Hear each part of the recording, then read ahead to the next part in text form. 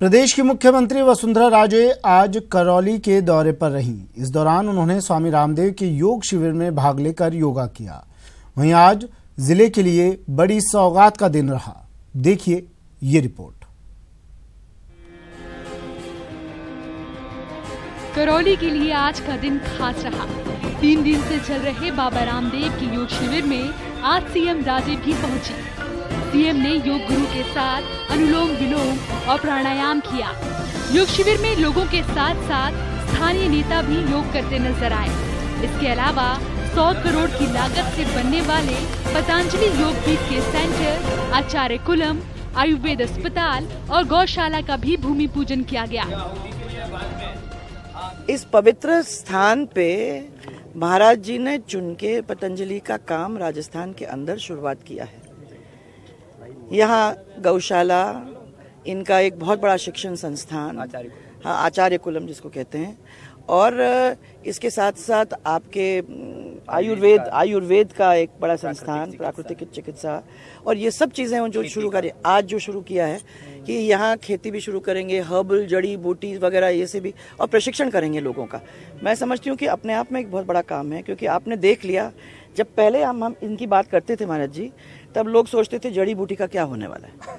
आज उनको समझ में आ गया है सबको कि दुनिया के अंदर इस जड़ी बूटी का और इस स्वदेशी दवाई का एक बहुत बड़ा स्थान है, और लोग इसके अंदर विश्वास कर रहे हैं, और ये काम यहाँ चालू हो जाएगा। तो मैं बहुत सारे लोगों को कहना चाहती हूँ कि बहुत सारे यंगस्टर्स को मौका मिलेगा।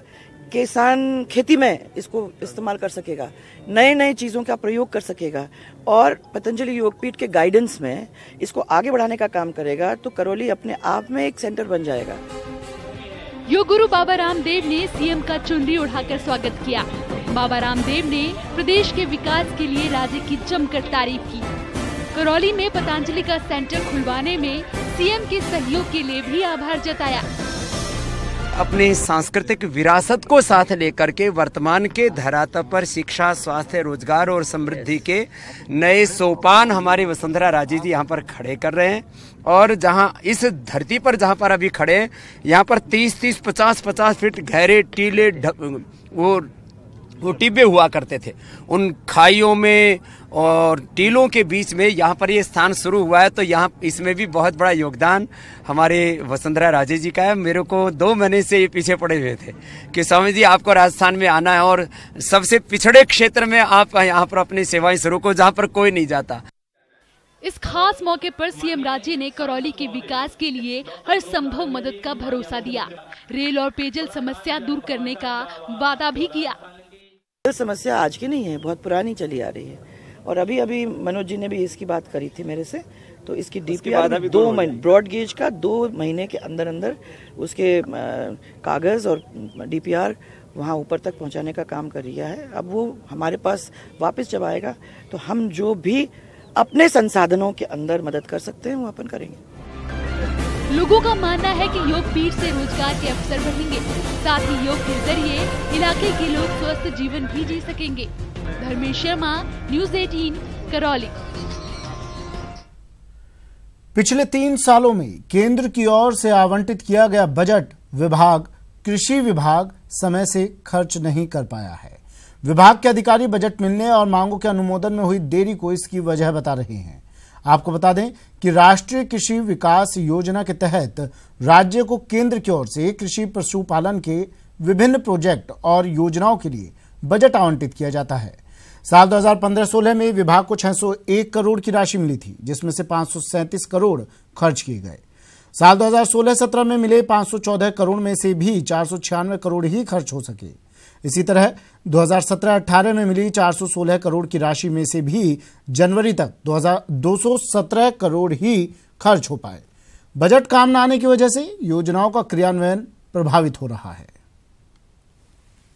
बजट समय पर खर्च नहीं होना, बहुत सारे कारण हैं जिनके कारण से समय पर पूरा नहीं हो पाता है। खासतौर से अप्रैल में बजट पारित होता था, मई जून तक उसकी रूपरेखा बनती थी, उसके बाद 4 महीने तक फिर बारिश का मौसम आ जाता था। ऐसी स्थिति में बहुत सारे हमारे एग्रीकल्चर के काम वो प्रभावित होते थे। लेकिन मुझे कहते हुए बहुत खुशी है कि गत वर्ष का हमारा एग्रीकल्चर का जो बजट था, उस बजट में 92% के लगभग हमारा। झुंझुनू की पिलानी नगर पालिका में आज पार्षदों के बीच जमकर मारपीट हुई। अलग अलग धड़ों में हुई मारपीट के बाद हंगामा हो गया। जानकारी के मुताबिक थाने के सामने स्थित एक जमीन को लेकर विवाद चल रहा है। इस विवाद के निस्तारण के लिए आज नगर पालिका ने विशेष बैठक बुलाई। इस जमीन को लेकर नगर पालिका को निर्णय लेना था, लेकिन जब कोई आम सहमति नहीं बन पाई तो ईओ ने इसके लिए वोटिंग कराने का सुझाव रखा, जिस पर वोटिंग करवाई गई। मामले में डीएलबी में भेजने के प्रस्ताव पर 8 वोट पड़े तो स्थानीय स्तर पर ही इस पर चर्चा करने के प्रस्ताव पर 13 वोट। जिसके बाद भी जब हंगामा नहीं रुका तो ईओ ने प्रस्ताव को डीएलबी में भिजवाने के लिए कहा। इसी बात को लेकर हंगामा हो गया और पार्षद नगेंद्र नौवाल ने सत्ता पक्ष के पार्षद विक्रम रोहिला के साथ मारपीट कर डाली। मामले को शांत करवाने के बजाय चेयरमैन भी उलझते हुए दिखाई दिए।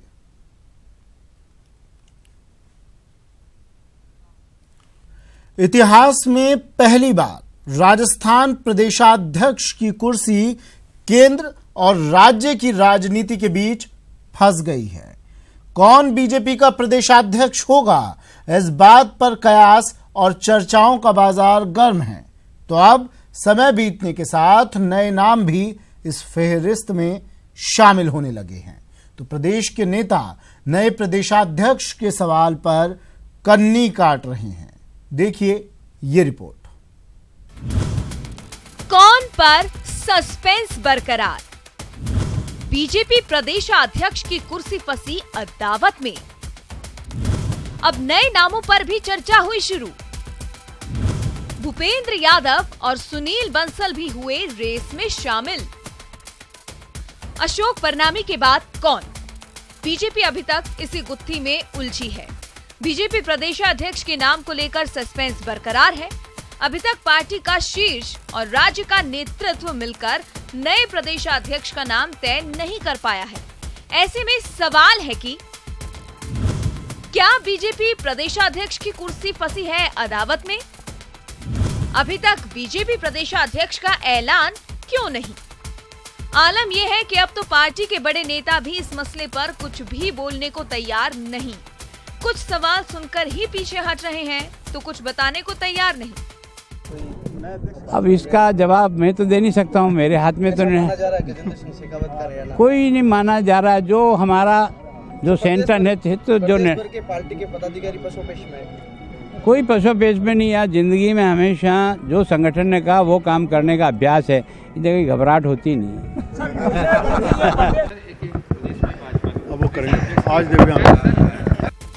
इधर पार्टी की ओर से प्रदेशाध्यक्ष के नाम की घोषणा में हो रही देरी के बाद अब इस दौड़ में नए नाम भी शामिल हो गए हैं। सांसद भूपेंद्र यादव का नाम भी आया सामने। सुनील बंसल का नाम भी चर्चा में। मंत्री श्रीचंद कृपलानी का नाम भी जोर पर। पूर्व मंत्री लक्ष्मी नारायण दवे का नाम भी चर्चा में। जयपुर के विराटनगर से विधायक डॉक्टर फूलचंद भिंडा का नाम भी रेस में। ने हमेशा से तन मन धन से सत्ता को, संगठन को हमेशा सहयोग किया है। उसको अब उचित प्रतिनिधित्व दिया जाए और नेतृत्व के रूप में यहाँ प्रदेशाध्यक्ष के लिए ब्राह्मण समाज से किसी योग्य और कुशल व्यक्ति की नियुक्ति। वहीं प्रदेशाध्यक्ष की रेस में सामाजिक संगठन भी कूद पड़े हैं और अपने अपने समाज को प्रतिनिधित्व देने की मांग कर रहे हैं। जब तक ब्राह्मण की नियुक्ति प्रदेशाध्यक्ष पे और मंत्रिमंडल विस्तार में कैबिनेट के महत्वपूर्ण पोर्टफोलियो में नहीं होगी तो ब्राह्मण समाज अपने हकों के लिए सोचने पे मजबूर होगा। अभी तक बीजेपी ने अपने पत्ते नहीं खोले। ऐसे में हो सकता है पार्टी प्रदेश में अध्यक्ष के लिए कोई नया और चौंकाने वाला नाम लाए।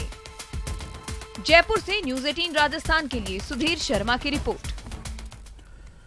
हर साल 22 अप्रैल को विश्व पृथ्वी दिवस मनाया जाता है और आज विश्व पृथ्वी दिवस पर इस बार सबसे ज्यादा फिक्र लगातार बढ़ते प्लास्टिक पॉल्यूशन की है। इसलिए इस बार थीम भी यही तय की गई है कि पृथ्वी को प्लास्टिक के प्रकोप से निजात कैसे दिलाई जाए। देखिए एक रिपोर्ट।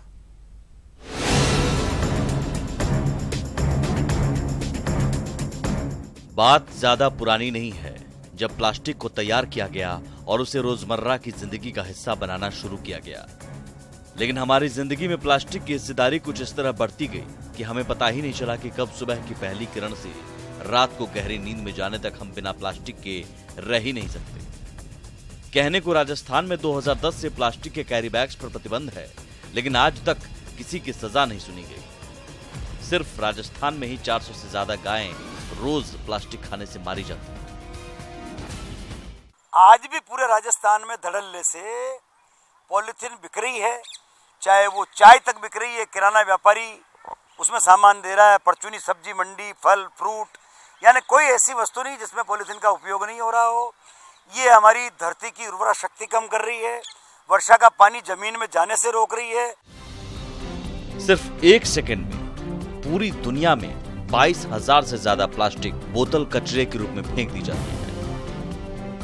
इन बोतलों की बायोडिग्रेडेबल उम्र की बात की जाए तो 450 साल तक इसका कुछ नहीं बिगड़ता।